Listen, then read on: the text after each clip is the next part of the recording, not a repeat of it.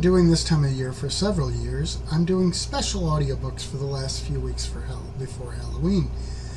2 weeks ago, we had Elizabeth Lynn Blackson doing On Account of Murder, and last week I did The Last Days of Damien Saxon.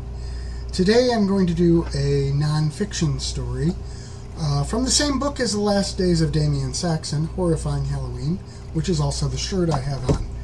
And rather than read out of the book as I did in previous years, this year I'm doing them on teleprompter. So, let's get right on to the story. Like I said, this is a non-fiction piece. True Life Horrifying Halloween Events.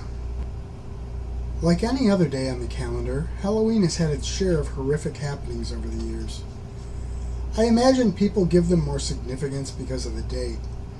Still, it's well worth looking at some of those incidents. Some incidents either came about from Halloween decorating mishaps, or at least were mistaken for festive decor. The first of those took place not actually on Halloween, but on October 29, 1990. That's when 15-year-old William Anthony Odom of Charlotte, North Carolina, accidentally hung himself in the homemade haunted house in his basement. The tragic mishap happened during a staged gallows scene. On Halloween 2005, people in Frederica, Delaware, marveled at the lifelike corpse hanging from a tree. It took hours for anyone to realize that it was actually a real dead body. Police believed that the woman had committed suicide. There was a similar incident that took place in Long Island in 2004. Witnesses saw a man pull a corpse out into the yard and then toss a head into the street. Since it was October 30th, it took people a while to realize that it was anything other than a Halloween prank. A mentally ill man named Derek Ward had stabbed his mother Patricia to death and decapitated her body. That was the corpse and head that witnesses mistook for Halloween decorations. By the time Derek Ward was located, he had ended his own life by throwing himself in front of a train. Another incident happened a few days after Halloween in 2012. That's when a postal carrier stepped over a corpse to deliver mail to a home in Denver, Colorado. He thought that it was a leftover Halloween decoration. It turned out later to be the body of the homeowner who had collapsed and died on his porch the night before. Sometimes Halloween costumes present problems leading to catastrophe. Such was the case in 2012 in New Sewickley Township, Pennsylvania.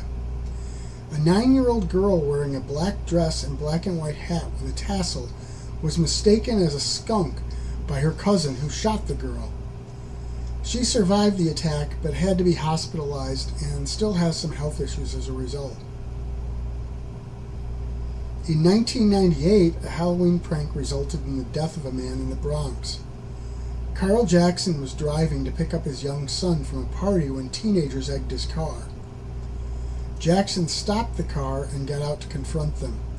An argument ensued, and when Jackson got back into his car to drive off, one of the teens shot him, resulting in his death. Another Halloween murder took place in 1957. The location was Sunny Valley, California. A man named Peter Fabiano opened the door, rather annoyed at the late hour, to what he thought was a trick-or-treater. There he saw someone wearing makeup and a mask. Rather than a quest for candy, though, the person was there to kill. Fabiano was fatally shot. During the investigation, it turned out that the killer was a woman who had been sent by someone who had been having an affair with Fabiano's wife. The woman in the illicit relationship wanted Mr. Fabiano out of the way so that she could have his wife for her own.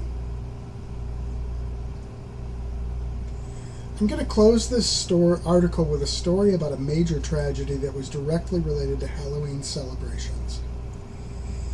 In 1963, there was a holiday on ice skating exhibition in honor of Halloween at the Indiana State Fairground Coliseum. An undetected propane leak had been underway throughout the performance. During the finale of the exhibition, a spark ignited the gas. The result was an explosion that killed 75 people. So, my wish for you is that your Halloween horrors are all of the illusionary variety, rather than the very real ones I've talked about here.